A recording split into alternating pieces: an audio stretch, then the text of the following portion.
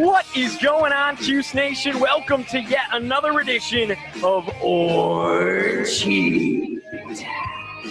My name's Giovanni as always, and thank you for joining me. Today we welcome the second-ranked leading tackler for Lawson program history with 41 career TFLs, former Syracuse linebacker out of Hillside, New Jersey, number 11, Marquis Spruill. Thank you so much for joining me, Marquis. Hey, how you doing, man? How you doing? Very nice being on the call with you. Finally, been talking back and forth the past week or so, setting this thing up. So good to finally meet you. Absolutely. At least in as person as we can get right now, and get some good Q's talk going. Absolutely. Thank you so much once again for joining me. How you been? How you been keeping yourself busy throughout this crazy quarantine? I've still been working, honestly. We are an essential good, so I still do plant work and everything, and go about my day as normal. It just sucks trying to go to the grocery store, like, cause it's a line. And other than that, I don't really go out too much. Like, I may go hiking and go outside, but I'm not really like a go outer anymore. So my life really hasn't changed too much, honestly.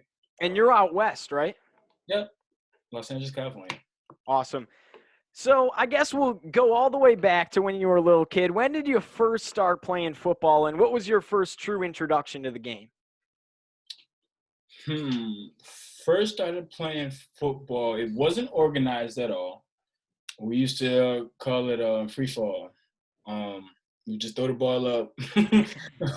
Whoever got the ball, would try to run to the one end of the field. Everybody else try to tackle them. I noticed, at least back then, where I may have been heading in football, because I definitely like to be the guy going to go chase the people with the ball, because I'm trying to hit you. Because we used to play tackle, so it's like, I'm trying to like mess you up a little bit. Not really because we're friends, but just a little bit.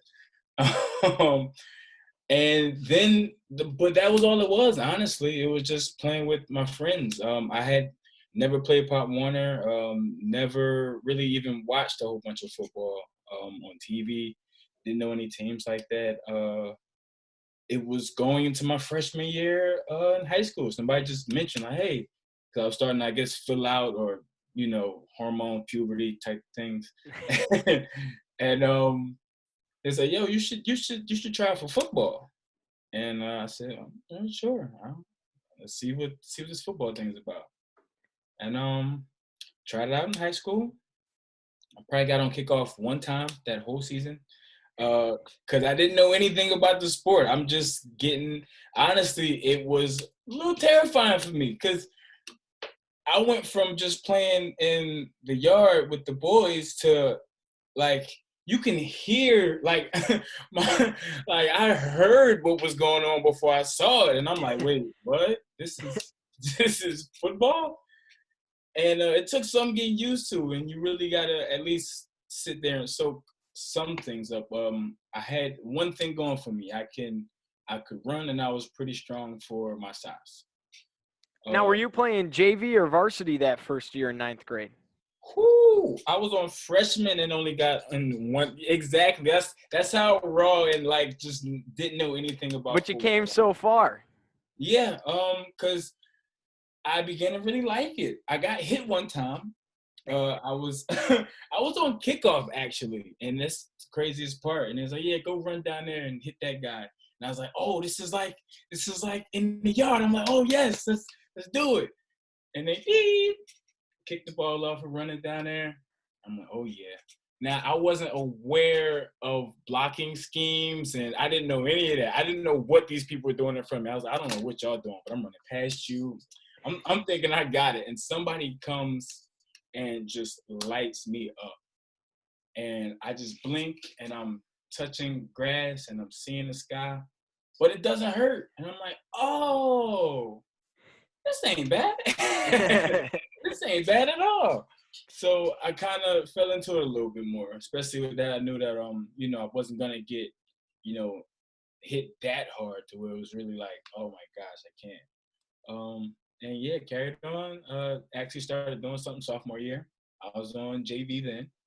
I was playing guard, believe it or not. First actual Really? official ever position ever Offensive line. was guard. Because like I said, I didn't really know much, and I was strong for my size, and that was at least because everybody came from Pop One already, so they kind of knew what was going on. I did um, at least anything like far as the positions went. Um, yeah, so it was like, yo, I just felt like I tried to go for running back, honestly, but I didn't have a helmet for like 2 weeks because I didn't have one that fit my head. It was something about I know some people gonna make a joke about this. Don't make a joke, but my head was small, so I had to get a smaller like helmet, and they didn't have one. So I was out there like doing running back steps and drills with no helmet, but I couldn't do the actual contact. So they kind of like set themselves up because they were able to do things and show what they can do. I couldn't do anything. Granted, it wouldn't have been much because I didn't know what I was doing anyway. But so I just fell back, and then I was just standing there, and I was like, man, I want to do something. And offensive line said, oh, you come over here, you play guard, played for JV squad, and we'll figure it out. I was like, all right, cool. So I did that sophomore year. And then I got bored, and my coach asked me, he's like, yo, what do you like to do? I was like, well, I like that pulling thing. I like when I get to pull and hit somebody. So what else what else is like that? Like I need something like that. And he looks at me, he's like, you ever play linebacker? And I was like, I never played linebacker. Well, it's like, we'll try you out at linebacker and see how you do, and we'll go from there. So that year, oh, and I got a really inspiring letter from my head coach too, going into my junior year, I want to say, and basically said like, yo, you got something, you just got to get like you got to fine tune it, like you got to like hone in on your strength, your speed, get to know the sport a little bit, and you really got a shot at like playing some football, like for real. And I was like, okay, cool. I had, it was a confidence boost. Mm-hmm. So some strange twist of fate, I met some guy that lived around the corner from me that had like a whole 24-hour fitness in his garage. And I told him what I did. He said, oh, you play football? He said, yeah, well, you can use my gym if you want. Just come knock on the window, tell me you're here. If it's locked, I open. I said, for real? He said, yeah. And that whole summer, I was just getting it. Came back pretty, like, they thought I was juicing. Like, they thought, I promise you, I still get the jokes to this day. But it's like, nah, I really spent that whole summer just thinking about wanting to be more than a guard. And, having the actual opportunity to really play football, and understand and, get some things done. And that's how it started. I played linebacker, started my junior year. That's when I started getting the linebacker reps. Was there any specific like linebacker? You said you didn't watch football much when you were a kid, but once you started to play, did you watch it all? And were there any guys maybe in college or the NFL that you kind of tried to emulate a little bit in your learning process at all, or?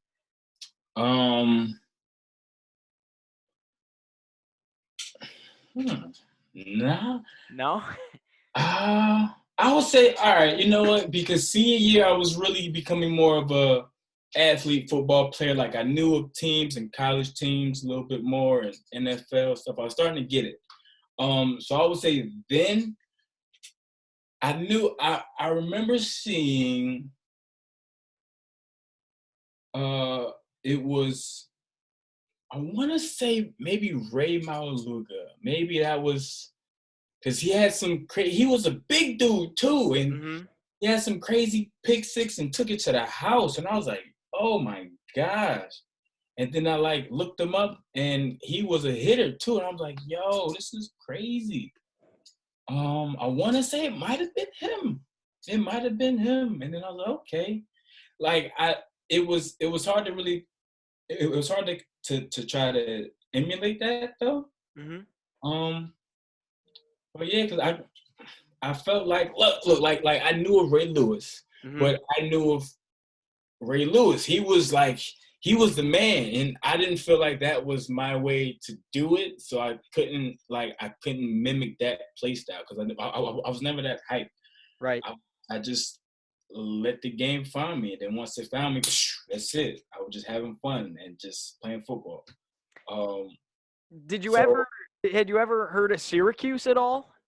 nope. Before you started getting recruited? I actually wanted to go to the University of Miami when I was in high school. Once I started learning about things, I was like, yeah, I'm trying to be in Florida now. I'm trying to go to Florida. Hey, throw it to UA. But our high school wasn't really big on the football side of things. So I had gotten letters, maybe took a couple of visits, but no offers. So I wanted to go to prep school to get some more exposure. Went down to Fort Union Military Academy. Yeah. Yeah. So what went into that decision? Was it all football based right there? It was football based. It was me understanding that because like I told you, when I tell you I was really raw, didn't know anything. Somebody said maybe at the right before my senior year, right before we started camp, we were talking about college stuff, and everybody was starting to, okay, so what's this going on? The scholarship business. And it's like, yo, yeah, you could go to school, man. They pay for your college when you play football. I said, seriously? I said, for real? It was like, yeah. I thought they only did that for school. I thought that was only school. And they was like, no, they got athletic scholarships, bro. You can get it for football, basketball. I'm like, really now? So I know that's one thing I wanted to do was go to school. And it would have definitely been that much better if I didn't have to get my mom to pay for it, or we had to get some loan and then been in some type of debt to go to school. Mm-hmm. So I'm like, man, I think this might be my shot. So that's when I took it upon myself, by way of my head coach then. He had some connections down in Fort Union. So he went to Georgia playing there. And, I love him. He used to play quarterback. And he went to Georgia. Great guy. But when you see him, it's like, oh, you went to Georgia from there? Okay, bet. I could get something going. Not that he probably was. I've never seen him back in the day when he was slinging a rock or whatever. But now it's like, you went to Georgia from there? Cool. I know I got some type of shot of going somewhere. What was your experience like at Fort Union? Was it a military mindset there, or was that just kind of in the title? No, it was definitely military mindset. All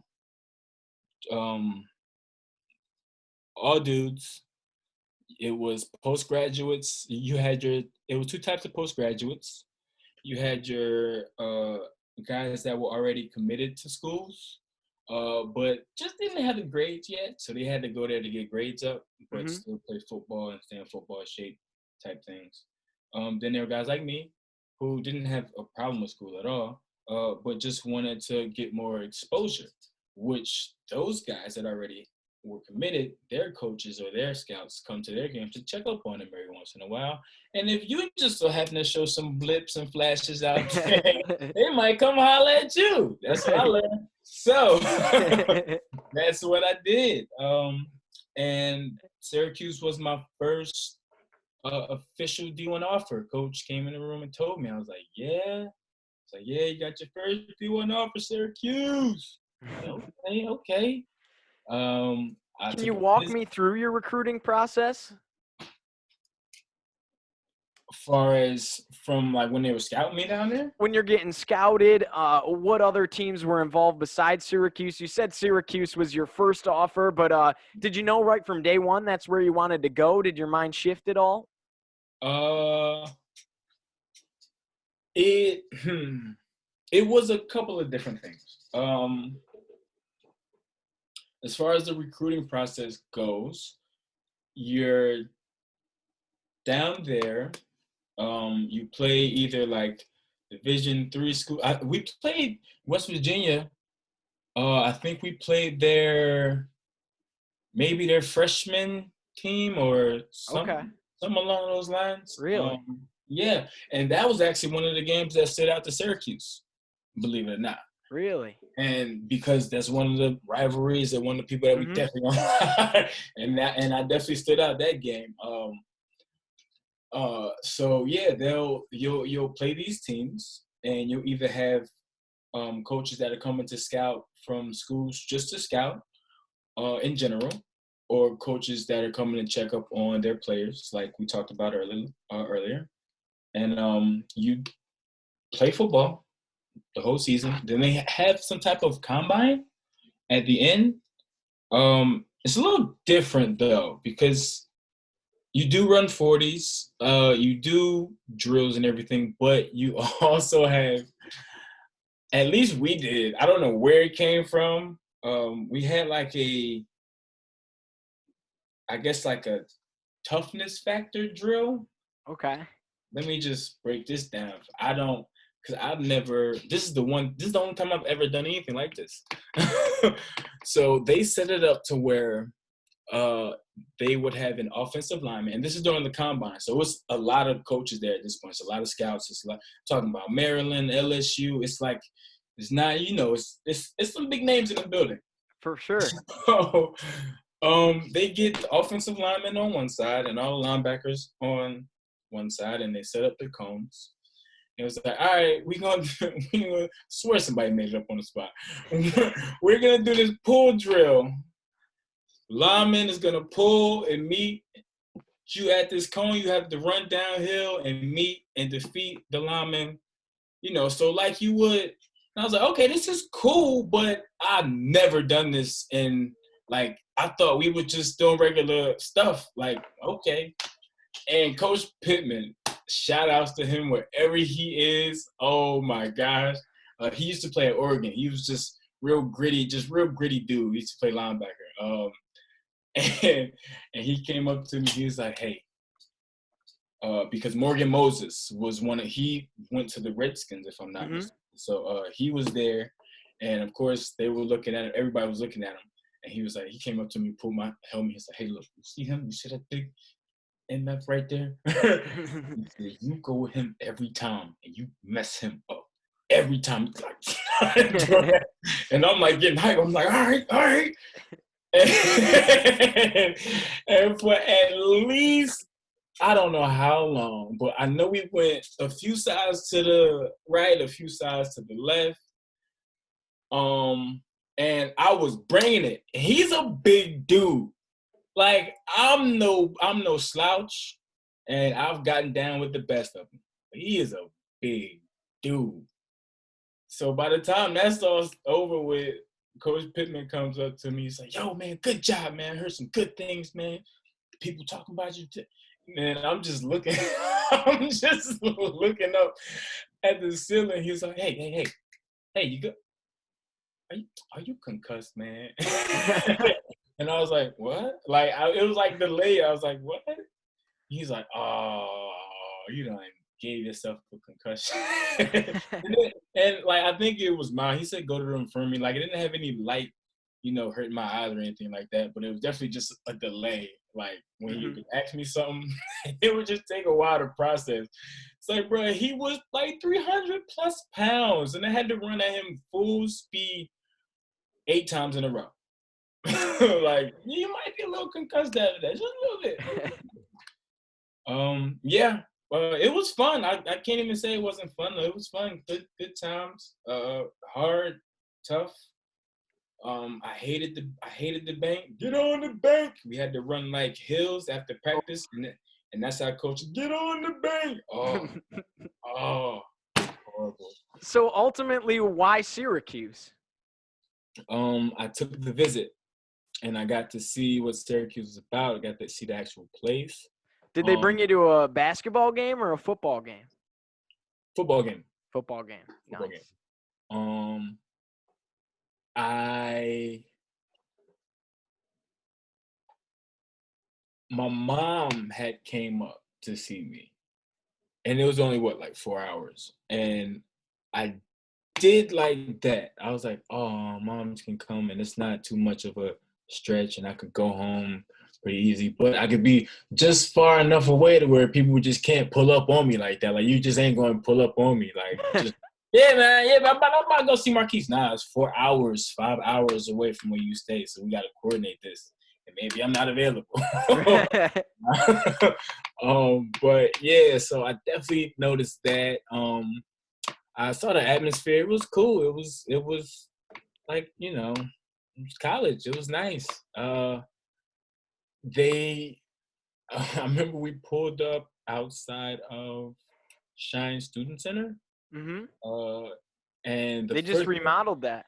Really? Yeah. Oh, I'm sure it looks amazing now. It was nice when I was there, so I'm pretty sure it's dope. Whatever house that is, like, where the bus drops you off right before it makes the left to go to college place, right? Vaguely.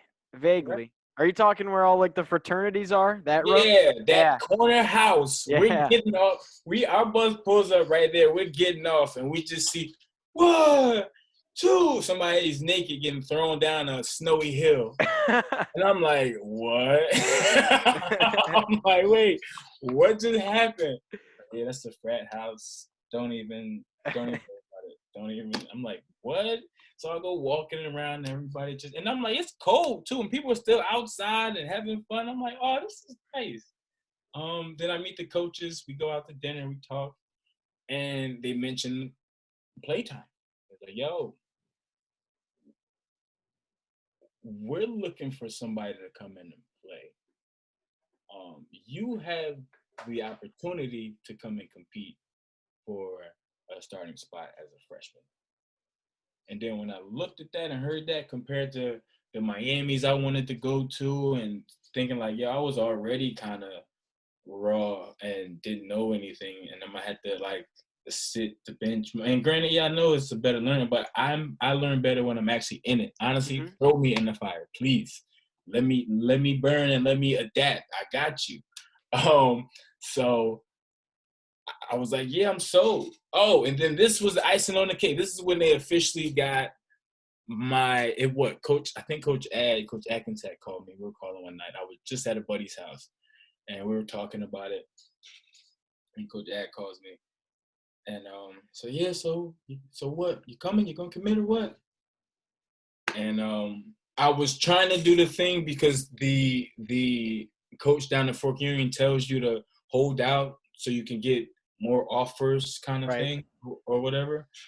And I tried to do that as long as I could, I felt like. And I was like, man, nobody's like, if nobody comes in by now, I'm pretty sure nobody's going to really come in with an offer like this anyway. Right. And then I go, all right, y'all got number 11 open? Okay. And he was like, yep, just opened up. I said, I'm sold. Got me. Sign me up. I'm going to Syracuse. I called my mom. I said, Mom, I'm going to Cuse, man. We doing it. It's funny you say that because I was actually going to ask you what went into choosing the number 11. So was that your number in high school? Yeah. Okay. That's my number when it went like 53, then I had 51 for 2 years, but 11 was my breakout year. 11 was when I became a man on that field. Mm-hmm. Like that is when like I felt different. It just was something different to me. I was like, yo, I loved it. And yeah. So you talked about getting thrown into the fire, and you certainly got thrown into the fire. Their promises came true. You're a 4-year starter at Syracuse, and that includes all 13 games in your freshman season, and you significantly contributed week in and week out. So how were you able to physically keep up with the speed of the college game as a freshman? Was it something you had to adapt to, or were you ready to go right from the get-go? Well, nobody's ever ready to go from the get-go. I'll tell you that right now.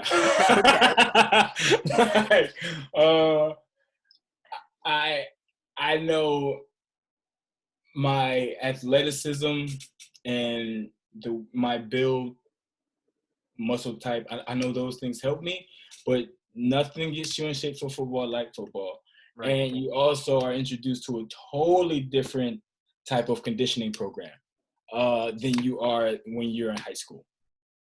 So you definitely had to adapt and go through those pains. Throw up a couple of times in a couple of 6 a.m. runs. Or you gotta hurt, you gotta suffer, because then that'll get the body ready for the tough rigors ahead, like playing starting the whole season.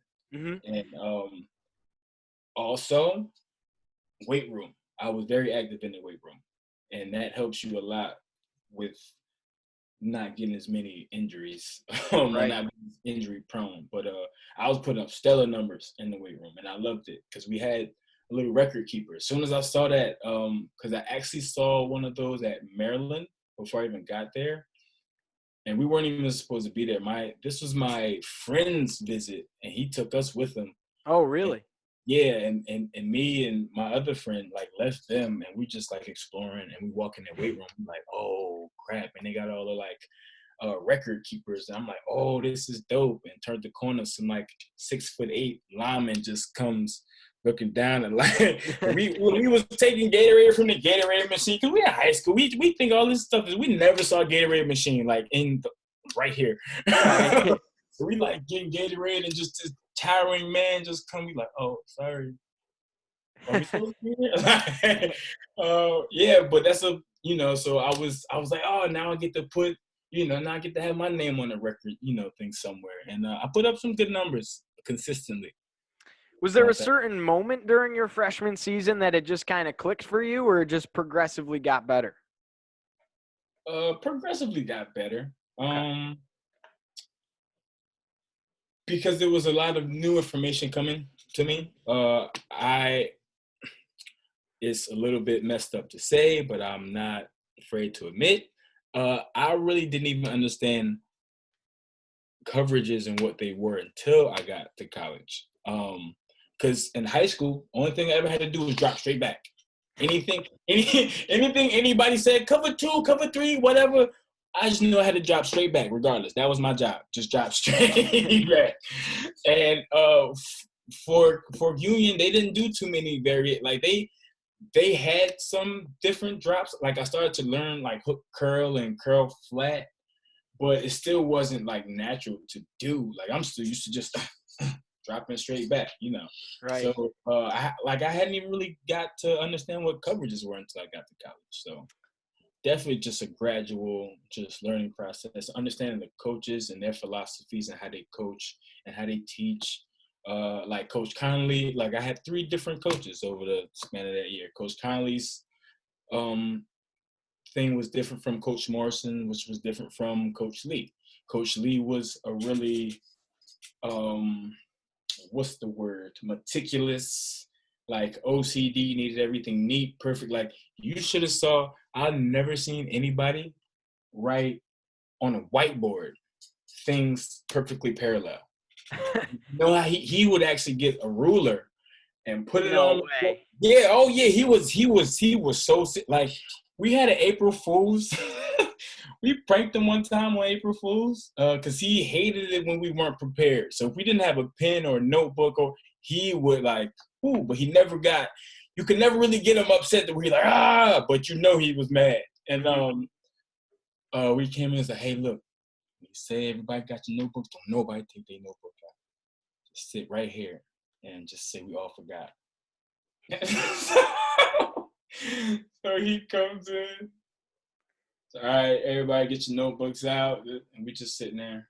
Because he doesn't hear the pages, so he knows. So he turns around, he's like, what's going on, guys? And we forgot our book, coach.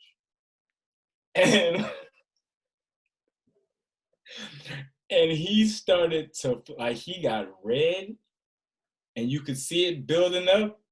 Somebody got scared. I want to say it was Cam. I think it was Cam Lynch. I'm gonna call him Really? out. I'm pretty sure. No. It was either Cam or Ali. Cam Lynch or Ali Vigil. But one of them got scared. They pulled the notebook out. He was like, nah, I ain't messing with this man. Like, oh, you messed it up. And he's looking like, what? We used to prank coaches April Fools, man. Everybody got our books, man. We good. And he started, oh, you guys got me. So, he was different from Coach Morrison, who had some NFL experience and like really was in the trenches with him. So he was giving you some technical deets along with his past experience. Like, yo, I've done this, that, and third. I used to do it. And he even showed us a couple film tapes. Same thing as Coach Conley. You know, he had that experience, that hands-on experience, and he was also a bigger dude. So he had that war daddy, like, oh, we gonna barrel through everybody. and it was great because you got players like Darrell Smith and Doug Hope knocking linemen out. And I see this and I'm like, whoa, we could do that? I didn't even know that was possible. Like, I was never, like, my jaw dropped when we came in, because when you're on the field with them, you don't really see it until you watch film. And my jaw dropped when Darrell just stoned this lineman. And that's the things that we had gone over, like getting at a nice level and using explosion and force up, you know, just different details. And it worked, and you could see it working. And I was like, yo, that is crazy. Now, granted, Darrell was a different individual. He was very, very muscular. He was a big guy.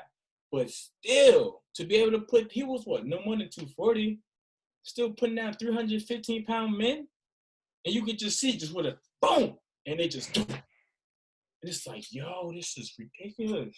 So I just ate it all up. I just would I soaked everything up. I tried to,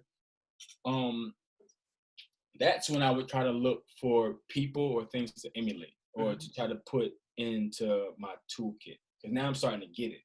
So that's when it went from Ray Maluga to everybody. Like everybody that was a linebacker had something to do with what I was doing. I'm just watching them and see how they did it. So, okay. He does that. Breaks down right there, but he just does 2 steps. So I gotta get my transition quicker. Just you know, things like that. Just going over my head. Just gradually becoming better. You had you had the opportunity to play in some huge stages throughout your career, right? You played at the Coliseum out in Los Angeles against USC. You played in Yankee Stadium. Even in your freshman season, then you played again in your junior season. So what was it like? Do you have any specific memories during these experiences, especially in that Coliseum game?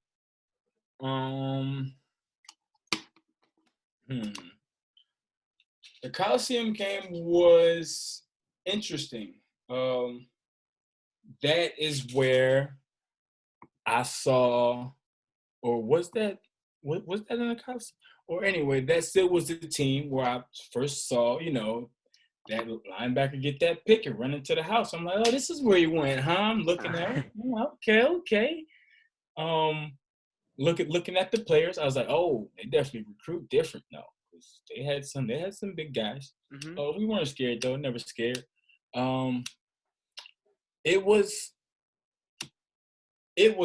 fun, but I got too caught up in this whole revenge back and forth thing with Robert Woods.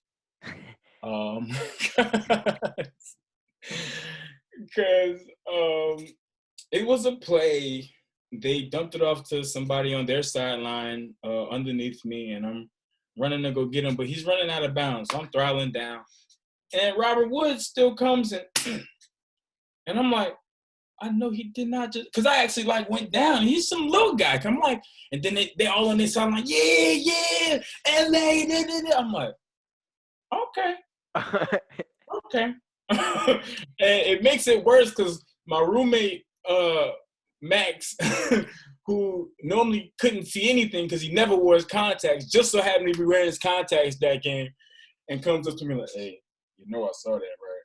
So it just makes it all worse because then I got them talking crap and him talking crap. So I'm like, okay. I got number 2. Okay. All day, me and you, brother. And it just became, it is so messed up. It's like I was trying to play the game. Like I was doing a good job. I made some nice hits. I flipped the guy. I had a picture of it. I like that. Yeah. That was nice. That was so nice. But I'm not going to say I was trying to hurt him, but I was trying to get him to understand a point. Because it just got me so upset. And just every time it just looked like an opportunity where he was getting the ball, That's all. That's the only person I was looking at. And it happened one time I hit him, not like I wanted to. Then another time he broke out in open field. I think I was able to double back. And I know it's messed up, but feeling how I was feeling, and as young as I was young and dumb. But I just tried to just go at him with everything, with the crown. But it was his side though. So if anything, he was faster than me. I was just trying to make it. But I really leaped, and I just clipped him to where his helmet, he spun off my body, and his helmet just clipped my helmet, and it spun off. Somebody thought it was a fumble too. They caught his helmet. But yeah, and they even had, I saw that somewhere. I remember watching ESPN or ESPN2 on and they were like how not to hit. And they had that up there. They was like, yeah, watch this guy from Syracuse try to hit Robert Woods. And I'm like, oh, but it was a whole vendetta thing though. You don't even know what was behind that. I wasn't just trying to end the man. It was he started it. That's how I felt. But yeah, that was a crazy game. You had that game. You had Florida State. Mm-hmm. That was crazy. And a little bit messed up, honestly, because everybody understood what was going on. Because even the warm up sounded different. me and Jerome Smith, we were captains. Yeah. We warming up, and we looked at each other. We like, yo, this don't sound good. It's like, yeah. I was like, it's gonna be a long day. That's how it's gonna be, a long day. This is your senior year at this point, right? Yeah, because you could hear it. People aren't, they're not. I don't know what it is. We had our hype up speeches. We're good. It's not world beaters. It's another football team like any other football team. But some nerves were definitely rattled. I'm just gonna be blunt. Some nerves were definitely rattled.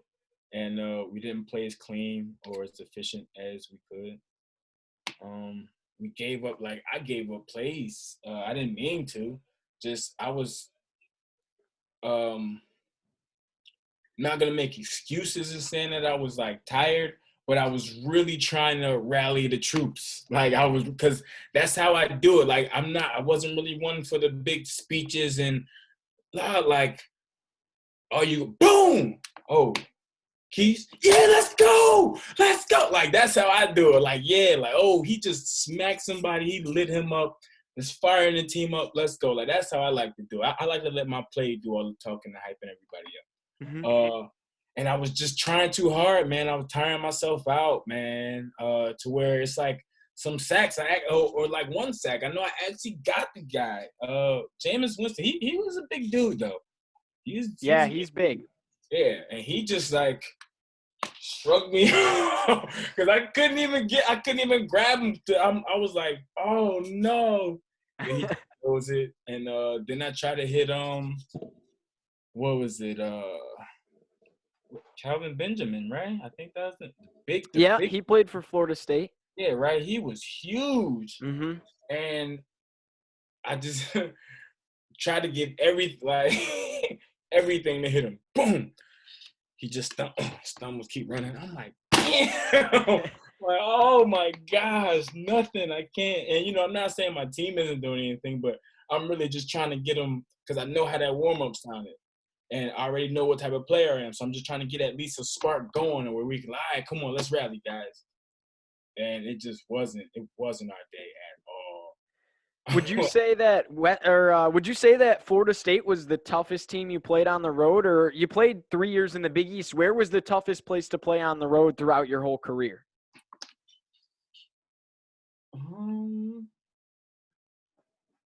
Throughout my whole career? Yeah.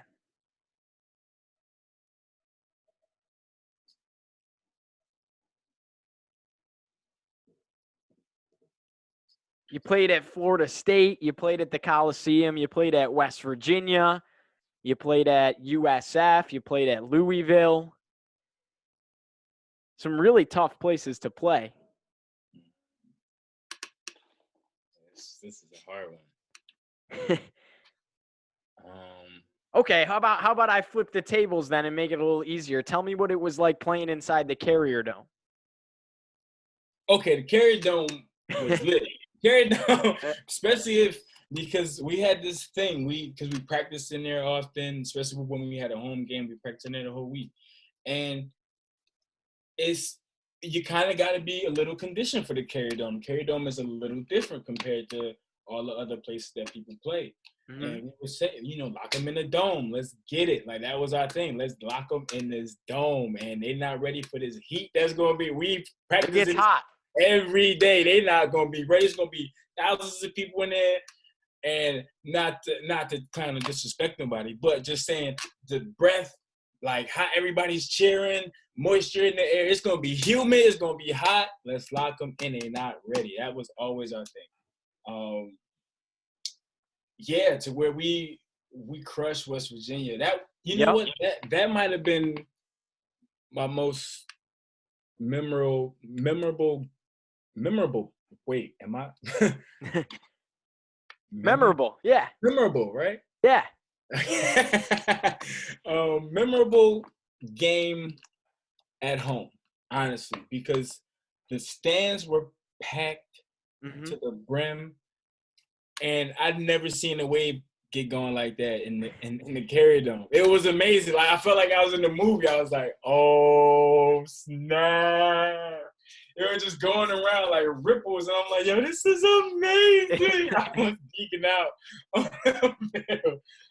That definitely had to be one of my, if not my favorite home game, man, was that one right there.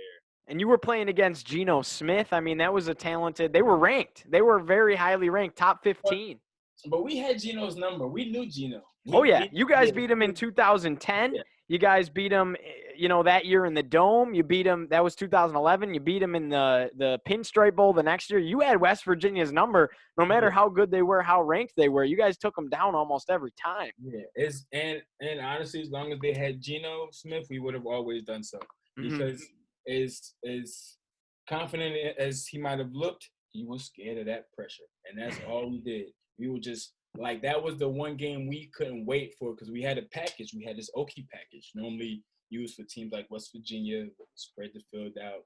But it's 3 down linemen, 3 linebackers, whole bunch of DBs, and we're able to move around. We don't have to stay stationary or whatever. We can creep up and mess with you, look you dead in your eyes, like and drop back. Like, we could play around so much with the scheme, and he couldn't take it. Especially when you hit him a couple times. Now he really worried about it. Then you mess up, or you mess around and put some coverage on him that he's expecting you to pressure, and then you get your lineman doing some great things. He still pick or get sacked. Because I'm telling you, we just knew him pressure. That's it. Any type of pressure, any type of blitz, y'all have fun. Like, literally, coach, take shots, have fun. Take shots. Like, that was like actually what West Virginia, my freshman season, I didn't even play that much because we were in Okie package a whole lot. And I was just, I was still a freshman, so they had me starting, but I was doing the base stuff. So I didn't go out until they called base, and it was but so many plays. It was only a couple plays. But that's when I heard, coach, take a shot, because that's when they had like Noel Devine. Like, my freshman year, they were yeah. And you played on the road that year too. Yeah. In Morgantown. They are hostile. They are hostile. I've seen a little boy give us the middle finger, and his dad pat him on the back and do the same thing. That's awesome. Woo! So you played 3 seasons in the Big East, but you also played a year in the ACC. So what was that transition like? Did you guys know before it was publicly announced? Were you excited to make that move and play bigger teams like Florida State, Clemson? What was the mindset there? Yeah, we had some idea, because we already knew, or had, I think ESPN was even talking about the Big East dismantling and all of that stuff. So we were already, we had heads up on what was going on. We were just trying to wait to see where we were going to end up. Right. And it was ACC, and everybody was excited. It's like you would only be it would just been a bummer to And I don't even think any other conference was like, what you got your SEC, Yep. you got your, was it Big 10. Big 10. Then you got your Big 12 in the Midwest. You're not going to be a part of the Pac-12. That's out west, but yeah, right. Right. So The options were like ACC and the Big 10 probably, unless you were going to drop down to something like the American Conference, which yeah, probably like would. that would have been a bummer. Right. Right. Like that would have been a bummer. Right. But ACC, we were happy. We were excited. Let's get it. Now we can be on prime time. And all y'all that was talking all that smack, y'all can really get the show now. Go ahead. There's no excuses now. We playing Clemson's and who else? Florida State, Yeah. Pittsburgh. Look, Well, you played them in the Big East too, but Georgia Tech's in the ACC, Miami in the ACC. You didn't get to play them, but Syracuse played them a couple years ago. Interesting. Duke. The ACC is loaded for sure. But how do the two conferences differ? A lot of people don't really know what goes on, in the game. Like in basketball, an example would be the Big East was a lot more physical, and the ACC is known for calling a lot more fouls. So in the football side of things, how did the two conferences differ, or was it just the ACC was that much more talented and that was the difference? I was about to say, I think it was just a matter of talent. And the Big East, that's why you hear that's where all the tough, hard hitter, guys are, because it's still talent, but it's raw. And right. A lot of it is raw, honestly. Like me. Like I was one of those people, So it may not be as schematically detailed as teams in the ACCs, Big East playbooks and everything like that. But talent is definitely a big factor. Like that's like saying you have the best type of the highest group. I think it's group 5 in New Jersey. Okay. I think that's the highest, or group 6, whatever. You got the highest group in New Jersey playing the highest group in Texas. Right. That's like the Big East and the ACC right there. Right. Like, you see it right there. Exactly. Like Texas breathes football. They eat it. They live it. Like Jersey, y'all kind of do it. Y'all kind of, y'all got some tough guys, right? But y'all don't do it like Texas. That's how I would compare it to.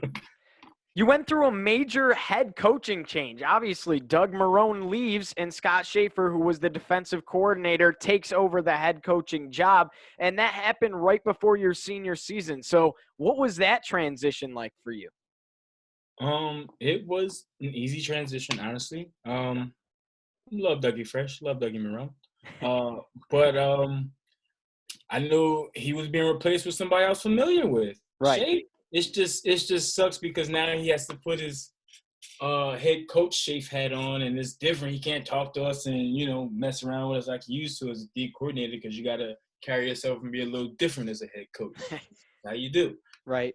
Like, oh man, but he was still he's still our guy, man. So it was an easy transition, honestly. We were actually probably might have even bought in a little bit more to what we had going on, because this was somebody that was already home. He was already with us for so long, ups, downs, everything. He was right there. So I was like, yeah, definitely. I'll definitely stand by that guy. Let's do it. Let's ride. Did the team feel any pressure at all, or was there any writing on the wall that Marrone was going to head to the NFL? How did he go out? How did he say to the team that he's going to be leaving? I mean, he came out and called Syracuse his dream job when he got here, that he was here to stay, all this stuff. So when he leaves, what does that feel like? Was there any ill will, I guess, is my question.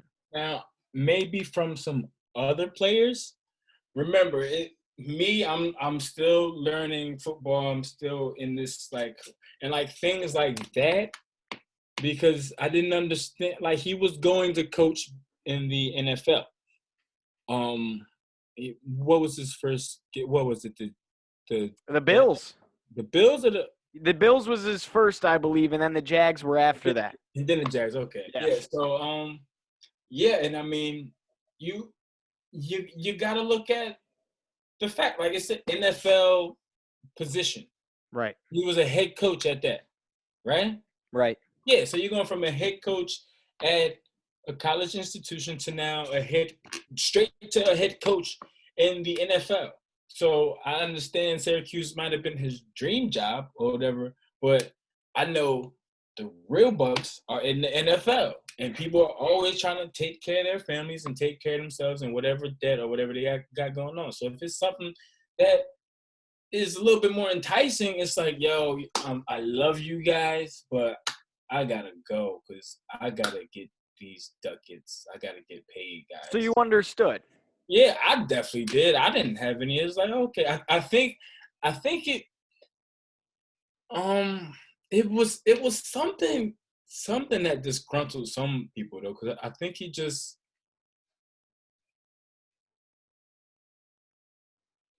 it was like he I don't know, like he kind of told us, but it was in a weird way, and then he just like left.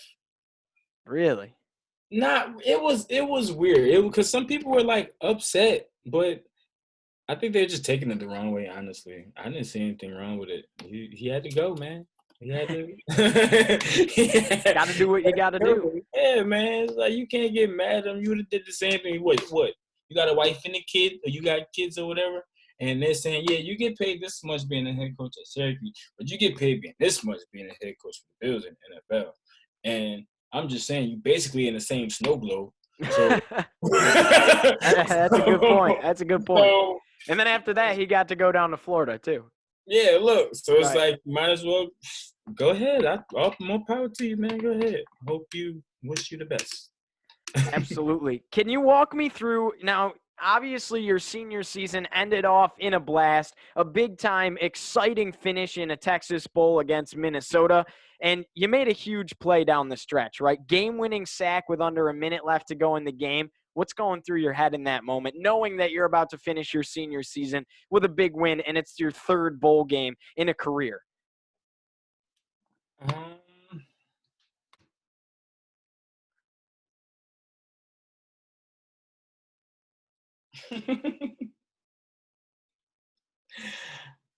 I think it might have been the bone. Because I know we were up, right? Yep, you're up, and there's like 55 seconds left, and you had just scored a touchdown, marched down the field. I think, who was it? Brisley Esteem had a big punt return, got you in the red zone. Terrell Hunt scores the go-ahead touchdown, and then you're trying to close out the game. They're trying to march down the field and put in another touchdown, and you closed the door on that by sacking them. Yeah, I'm pretty sure, like, it was definitely the scheme. Like, I love when I get the blitz off the edge of people. I'm pretty sure that's what it was. Like, they start off over here and granted, I know it's tough on them, but that's the job. And we take turns. I sacrifice myself sometimes so they can get a play, so it's cool. But they'll start off here and go all the way over there and draw all this attention, and I'm just right off of their hip. You don't even see me. It's like, ooh. So I know I'll have a nice shot on you. And we used to have this thing. I think I can speak about it. It's not that bad. It's not bad at all, honestly. Go for it. So we had the Bone Hit Award every at least definitely from, I don't know how long they was doing it before I was there, but ever since my freshman year. They got this bone. One of those the ones that you get your dog to chew on, one look like a brontosaurus bone or whatever. Mm-hmm. And they were painted either orange or blue. And it was only a defensive thing. So in our defensive meetings, put the bone up.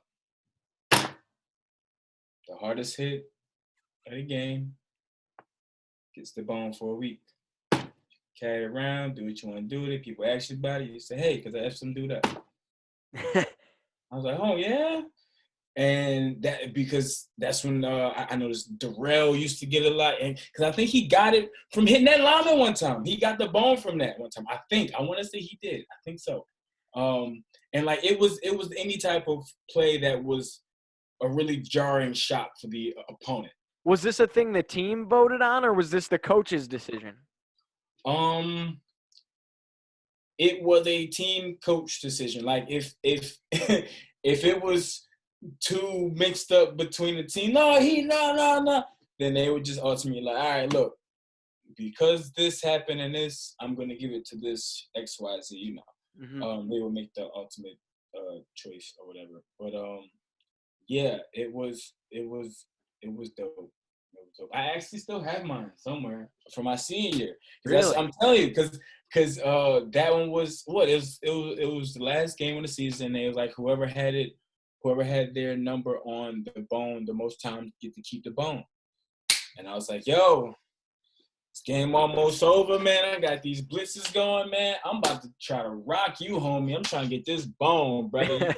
I'm trying to take this bone home with me forever, so everybody knows who one of the big hitters were. Cause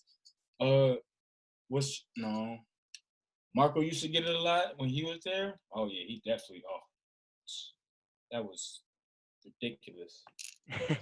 He was like what. That was when you talking Shamarko Thomas? Yeah, that was when I was a junior, huh? Yeah, man. He was vicious. It was hard trying to get that thing from him, man. It was hard, bro. He was a hitter. Woo.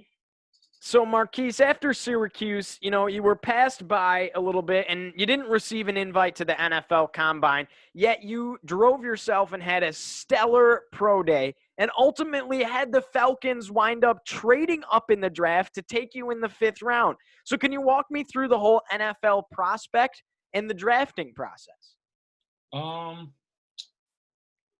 It's interesting, especially when you honestly, like I'm gonna keep throwing this out there because being a late bloomer that I was in football, I'm still understanding all of this stuff. It's like I get there, start 4 years, and everything is cool, and then everything is moving like a mile a minute. You gotta get agents and trainers and this and that, and you gotta work. It's so much. But I did get some deets on the combine thing. I learned that I didn't get a combine invite, or somebody said this anyway, because my junior day didn't look too good, I guess. Okay. Because like I said, I didn't know, like, I'm like, what is it, junior day? What you want me to do? I just got out of class, bro. Right. Like, what's up? So apparently that's why I didn't get a combine invite. So that's why I worked hard for pro day. Like I was ready to be one of the guys that just got signed and had to work my way up from the bottom. I was ready for it because that's what I've basically been doing my whole life. Because I didn't really know about football. Now I know more now, but the NFL is a totally different level when you're talking about, and like even when you compare our schemes, Coach Schaefer liked to have us play fast. Mm-hmm. Not that any of our guys were dumb, but just having too many things going on with the X's and O's would just slow people down sometimes. So he simplified his defense to where we were able to get a call, know what's up, make a simple check where we had to, and go. Like a lot of times, we just wanted base cover 4. Like they would be doing all these blitzes. Like, no, man, base, man, just go base. Just go base, because we know we're going to stop. Just go base, please. So that definitely changes when you're in the NFL and you're talking about scheme upon different type of package upon, like, one guy moves a toe, 8 different things are getting called. Oh my gosh. Woo! And I'm not going to say I wasn't ready for it, but that took some, like, it really takes a level of dedication to really try to understand, because I had to kind of know everybody's job at the college level. Mm-hmm. And I definitely knew my job. I didn't really start learning everybody else's job until my senior year. So, like, I'm pretty late catching up to all of this stuff. And then I get here and I'm put at, a Mike or a Mo, one of the inside linebackers. And you got to know what everybody's doing. Like, this guy, that guy, your linebackers, the corners, the safeties. Like, now I totally get it. Then it was just so much going on and so many things I was trying to absorb at one time. I didn't know I'm not saying I didn't understand the playbook, but it's like you definitely saw what I knew and what I didn't know. Right. Like, it would be plays, and coach would call me out on it. He would stop. He's like, all right, look, I got a question for you, Marquis. because it was like it was like a play action pass, and I know I got second contain, so I go straight for the quarterback. I don't even gotta think about it, so I know it. So he's like, "Why do you move like that on this play?" But then he skips a few plays, something that I don't really know because the call messed up because one guy moved the toe and everybody's yelling now. So I'm like a little bit mixed up, and they snapped the ball, and I'm like hesitant. I'm trying to figure stuff out. It's like, what's the difference? And I was like, well, the first one is really easy, coach. Play action pass, and I'm away from the thing. I got second contain. Boom. Like, I'm there. Like, that's all I got to think about. Just go get that guy. Make sure he don't get that far. Cool. This guy literally, like I said, just moved the toe, and 8 things were called. And I'm trying to hear and process all these different things to understand what everybody is doing because it's changing everybody's assignment. So I got to make sure I don't run into anybody. It's like, woo! This is a lot.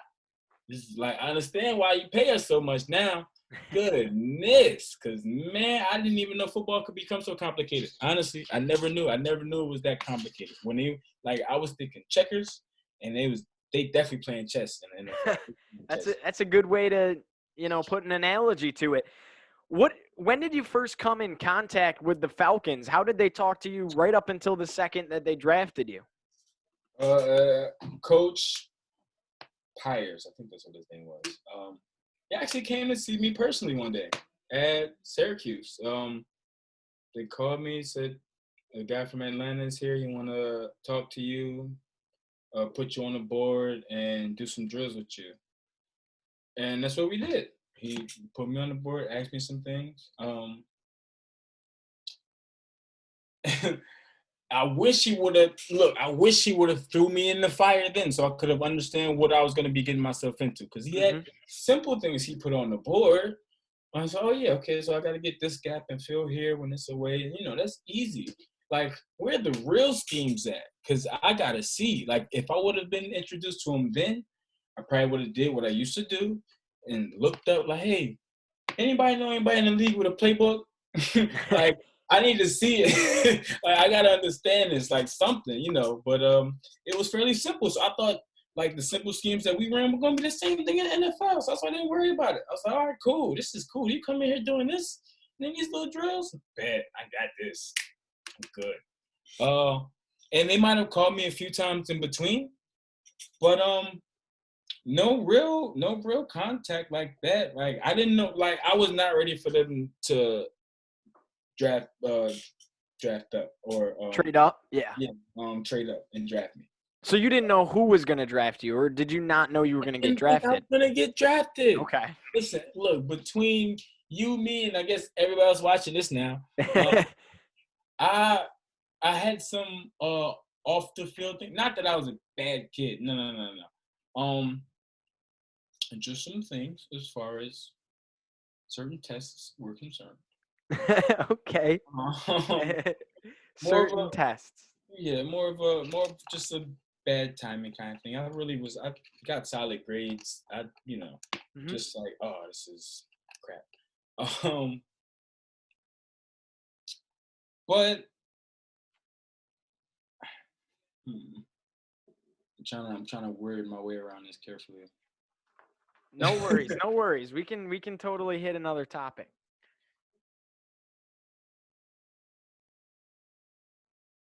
How about you tell me, you were part of the TV show Hard Knocks, right, on HBO, and they actually did a feature on your ACL surgery, which was kind of crazy to see. What was being on that TV show like? Do you remember? Yeah, I do. I still want to come back to the other one. I'm just working my way to say it. Okay. No worries.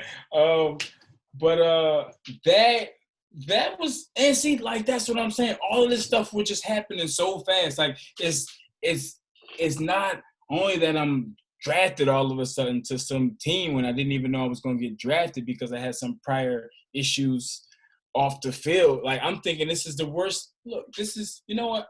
Let's go back because this will all tie in. Perfect. Sounds good. So when you're getting scouted, especially when I went to the, what was it, the All-Star game? Yeah, the North-South, right? Yeah. And that's Or, when. or was it the Senior Bowl? I think it was the Senior Bowl, right? No, not the Senior Bowl. It was the. It was Yeah, something. It was it, definitely an all-star something. it was the North. Yeah, I think so. The North-South game. Yeah, because I have a black jersey. I think it's North. I want to say. Yes, I forget. Uh, I've just been doing so much in between. But yeah, so you get there and there's a lot of scouts there, and you have interviews with them and they ask you questions. And there was my history at Syracuse. I got arrested. What is it? And I was innocent. I was wrongfully arrested. Walking on what was it? Erie, right? Is it? No, not Erie. What was? Are you talking on campus? Marshall Yeah, Street? not Marshall Street. It's the No? one right by that field where everybody plays Quidditch. Oh, I don't know. People at Syracuse play Quidditch? It was so. I was on a bus one morning. The best 5 minutes I had watching them just play Quidditch. Really? um, yeah, but I think it might have been Erie. I think that's what the name of that street is. But it's where a couple of the frats are, and it's regular houses and everything. Mm-hmm. And it was recruit weekend, so I'm not gonna be out here getting stupid. I gotta watch people and stuff. So Right. I saw a teammate getting into something with an officer, and I'm trying to yell at him like, "Hell, stupid, let's go. Why you don't be dumb? Like you're not gonna win this." Just trying to help them out, honestly. And I'm still keeping a fair distance. I'm not nowhere near them. And I blink, and just two guys, like, or three people, I don't know, just tackle me. Don't move. Wait, what's going on? Wait. Shut up. I'm like, whoa, what is all this hostility? And then, that whole thing. So I look like the bad guy. So I'm worried about this whole thing and a couple other things with the tests. So I'm having these interviews and I'm nervous. I'm like, man, I tell them my story. I tell them, and then they ask, so well, how's your off the field stuff? You ever been arrested? You do? You smoke weed? Blah, blah, blah. It's like, uh-oh. Now, I could lie, then they could find out the truth, and then I'm screwed. I could just be a man and just tell them what's up. Because I'm thinking it's the worst thing in the world, honestly. Mm-hmm. So I told them, like, yeah, I got arrested once because these stupid cops. And then I failed some tests. And not for the PEDs, though, for the, And he goes, oh, that's it? I said, wait, what? He said, oh, I thought it would have been way worse, bro. We hear way worse things, bro. You're good. I said, oh, really? Nobody, like, I was so scared. I was so nervous to have these interviews. I'm thinking everybody's going to write me off. Like, oh, no, you're trouble youth. Get out of here. Right. And, yeah, it like, as long as it's not domestic violence or really hardcore drugs or you, like, distributing any type of crazy charges like that, they don't even pay attention to that. Really? Yeah. So I was like, oh, okay. So then fast forward, I am going to graduation. My mom is here. My birthday is that day, or maybe it was in 2 days or whatever. It was just so much going on. It was like just a burst of euphoria. Mm-hmm. But I have my cap and gown on. I'm about to walk to the car. My family's here. Daishawn's family is with them. We're about to go meet up. And I get this call on my phone. It says Atlanta Falcons. I didn't remember saving a number, but I saved the number. And he goes, hello? Say, yeah. Said, you ready? Said, ready for what? What you talking about? So he said, we about to trade up and draft you. And I was like, wait. That's today? Look, so I didn't tell anybody. I didn't say anything to anybody. I just fell back and just like disappeared and ran in the house. The only person that knew what was up was my steppop. He like saw me and he like, yeah, I already knew what was up. Because I ran in the house to turn on the TV. Adonis was in there. And his I guess wife now. And I was like, yo, you watching the draft, right? He's like, yeah. I was like, yo, I think something crazy about to happen. And then, fifth round, 168 pick. Then if I can select Marquis Spruill, he look at me, I look at him, I'm like, oh, this is crazy. Oh, yo. And then I get back on the phone because I actually forgot I was on the phone. And he's like, yeah, congratulations. I'm not going to keep you too long. I hear you celebrate, man. We'll just get in touch a little bit later. I'm like, yeah, definitely. I run outside like, yo, Mom, we going to Atlanta. And she didn't know what was going on. She said, what are you talking about? Like, the Falcons, they called me. They drafted me. She's like, shut up. I was like, I'm serious. And it was just a dope day. I got drafted. I graduated, and my birthday was, I think, that day, if not in a couple days. Literally, Wow. maybe. So. That's yeah. awesome. That's a really – draft day stories are really unique and really cool. Did you know, like, the draft was that day? They didn't have any prior contact with you? Or you literally got a call and you were like, wow, like, the NFL draft is today, this weekend, and I'm getting drafted?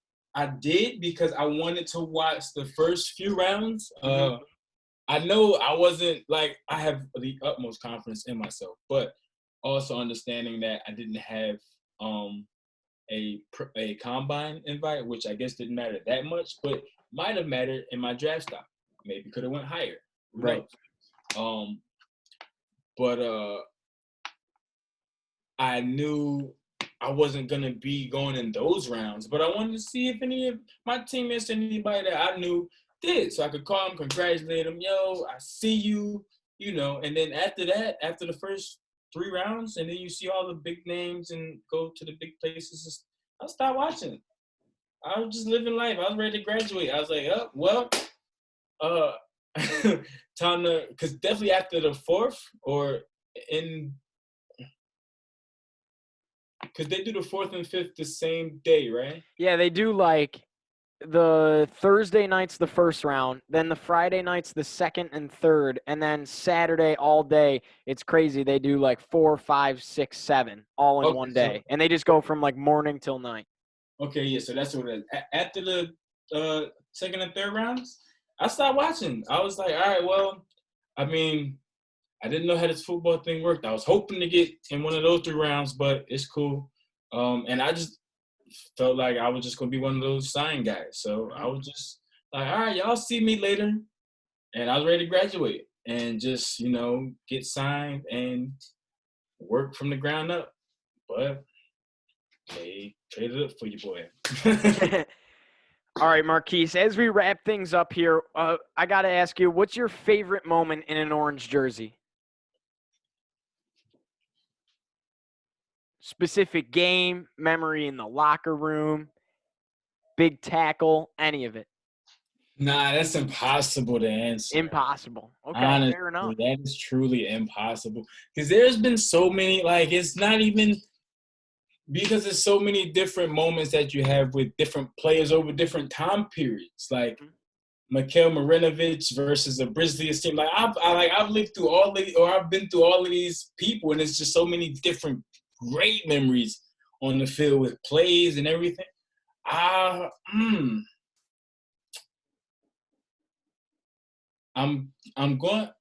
may just lean and just say the West Virginia game if anything. It's like that's where I feel the most like joy and excitement thinking about it. Like, yo, that was a crazy game.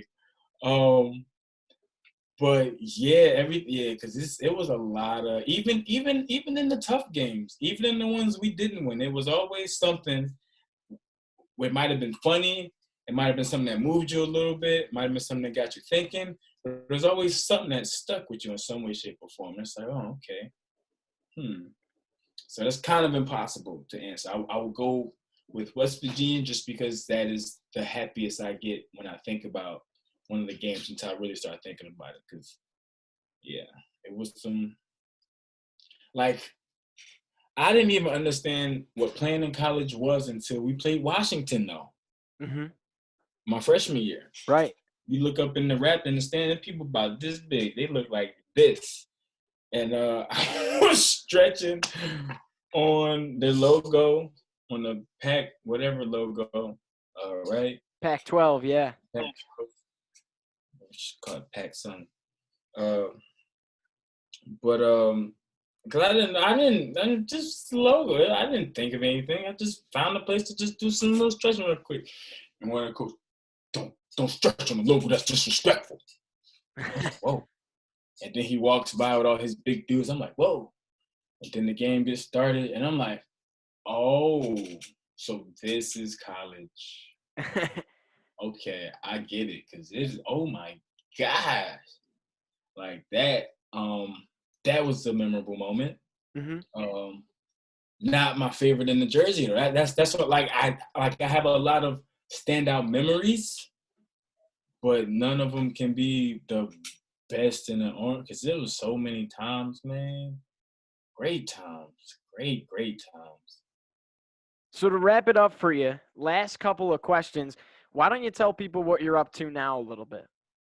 After Syracuse, after the NFL, after a little Canadian football, what are you up to now? Okay, you ready? I'm ready. I am a cannabis cultivator. Okay. That's a big industry now. Yeah, I sat back after deciding to finally give it up, after went up there to Canada and doing that whole thing, coming back down here. I had some odd jobs in between because Georgia was slow too. I was in a suffocating place as far as just the regular job market goes. Mm-hmm. You can get a job anywhere in Florida, especially when the only thing in Georgia, especially when the only thing on your resume is NFL athlete. Like that's literally the beginning of my resume. That was my first official job where taxes were taken out and everything. Like that's all I had. Right. So I would get questions ranging from, "Are you sure you want to work here? You know it's not the same pay." I obviously know that. I'm just trying to get out the house, please. Right. That's fair. Yeah, and it was just hard. Like I think I worked at like a FedEx for a little bit before. Ugh, never again. Just because that was just too simple. I learned everything in there like 2 weeks, and I was like, no, I'm definitely over this. Like, you can't keep me here. This is too simple. And I was just stuck. I worked in like a warehouse for a little bit, and I just didn't feel good, man. I was like, yo, I don't feel right, and everybody's like, yo, you should be a coach. You should be a personal trainer. You should. And I'm like, man, I don't want to be something that y'all expect me to be, though, just because of I have things I want to do. Who said football was all I wanted to do with my life? Mm-hmm. Or working out or being some chiseled rock man was all I wanted to do with my life? Like, come on, let me sit down here and think about this, guys. And I thought about it. I thought about my past growing up. I thought about my grandma and her plants and me being intrigued with those. And I thought about when I grew my little plants in Syracuse, my babies. Mm-hmm. And I was like, you know what? Times are different. And it is a legal, booming industry, actually. Very So, booming, for sure. Especially out west. Yeah. So I was like, I will move. I was trying to figure out between here, Colorado, and was it Washington? Yeah, that's big. Arizona's big. New Mexico. Because I was trying to find somewhere to learn cultivation, and I wanted to try to get somewhere where they've been more ingrained in the culture for a little bit longer. Mm-hmm. So definitely it was between here and Colorado. And I just found that I had more networking contacts over here because, believe it or not, I came out here with an ultimatum because I'm also interested in film and writing scripts and things of that nature. Cool. I love like sci-fi weird stuff and like I love it. Like I don't even want to get into that, but I definitely want to go into that lane someday in my life. But I came out here with that ultimatum. I met a guy by way of one of my coaches in high school that he also went to Syracuse, so he was an alumni, and he's the president or CEO or some high position, and I think it was Lighthearted Entertainment Lighthearted Entertainment, something like that. Okay. And I went there to go pick his brain. I was like, yo, man, I'm trying to get into the writing scene. Like, what you got to do? He said, you got to be a PA. It sucks. You don't get paid nothing. You just got to run a whole bunch of errands all the time. And then you write, and you won't get anything from that until you actually sell something. So it's gonna be rough, man. Like if you want to do it, you gotta commit. And then he goes, yeah, well, you ever thought of being an actor? Get out of here. I didn't come in here to want to act. I would have said that. So, so I leave, and then I'm thinking, I'm like, well, I had to meet with him. So he said he would call me when there was a spot available. So I was like, okay, I got that. So in the meantime, I would go around to dispensaries and ask if they were hiring, because that's the only way I thought you could do it. I thought that was like entry level to anything cannabis. You had to work in a dispensary first. Mm-hmm. That's not the case, but still worked out for me. And I would just go around, and the ones that were like regulars too, I would eventually just ask, like, hey, y'all hiring? And then, yeah, bring your resume by, whatever. And sure enough, one time I did, and I got a call about a month later, and to get a job in the dispensary. And I was working assisted living back then by way of Dion Goggins. See, that's when my network came into play. I was like, yo, I found somewhere to stay by some people I met in Syracuse. I found somewhere to work by one of my teammates I played with at Syracuse, at least for when I first got here, to get, my feet on the ground, get settled.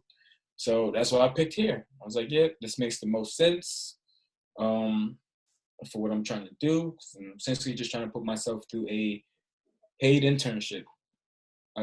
That's what I call my job. My job is a paid internship. Okay. Because I'm essentially just using this and grasping all the knowledge I can. And I'm trying to move closer to home. Honestly, I miss my family, man. I'm tired of only seeing them twice a year, however many few times I see them. And there are states and markets opening on the East Coast. So someday I'll be right over there doing the same thing I'm doing here. Awesome. All right, Marquis, last question for you. This one's for the fans, okay? And it could hit the heartstrings a little bit. It's done that for some of the other guys I've interviewed. What does Syracuse mean to you?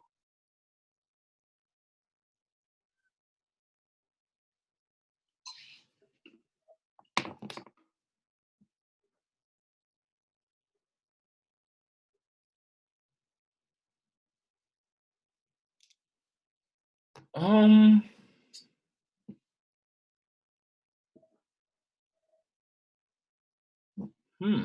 wow.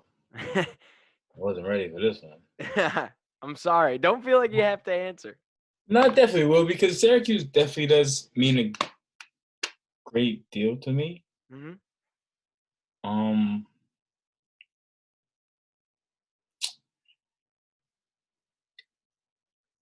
like, okay, so being that they were the first D1 institution to give me a shot and actually offer me something. Out of everybody else that want to feed me these breadcrumbs, they was like, yo, we're going to take the shot, man. We want you. So, okay. Wow. You really want me. Like, you really like me. Mm-hmm.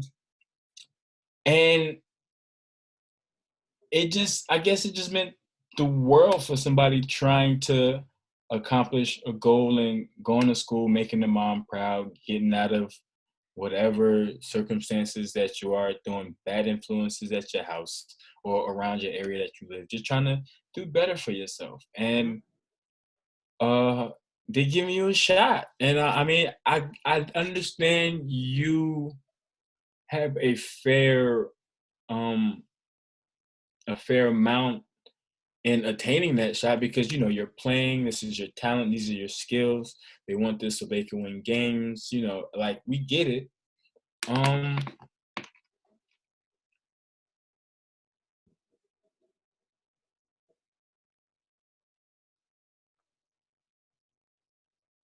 it, wow, I've never been asked that question for real.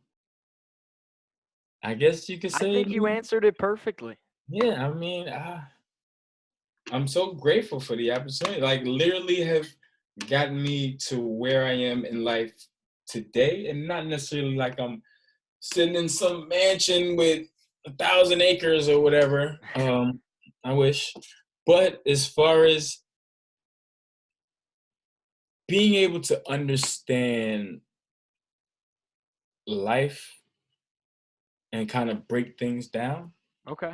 And I'm aware you can do that at any school, or you kind of can, but I felt like I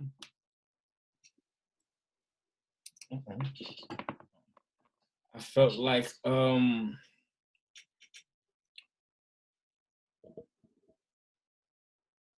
don't know. It was just the perfect environment for me to learn and grow. Okay. Honestly, like as much as I wanted to go to the U, who says I would have had the same type of focus and drive? Right. Being in Miami, Florida, being subject to a whole different style of life, a whole different style of living, than being in the snow globe, which keeps you humble, keeps you focused, it keeps you steady. The It like, snow globe. I love it. yeah, I've always, that's exactly what it is. It's snowed in May before. Come on now, Yeah. that's a snow globe. I've lived here my whole life, for sure. Yeah, it was just this perfect little little bubble for me, man. Honestly, helped me excel greatly, even by way of the people that they had there. Quality people, solid people, most of them, definitely most of them, from academic advisors to your coaches to even a good amount of the teachers and professors and everything out there. Now, am I saying that because that's the only school I've attended like that? Maybe. Like I don't know how other schools are. Mm-hmm. Um, but that was just my experience there. Maybe you can get that at other schools just like that. Maybe it's a very general feeling. Mm-hmm. But that was my feeling, starting from the visits and everything. Like I go down and I'm like, especially back then, I'm not that wild, but like I like the wild side of things sometimes. And you guys throwing naked people down hills, you guys out here partying on Marshall Street, and everybody loves it. The games are dope. He just ate that guy's lunch, literally.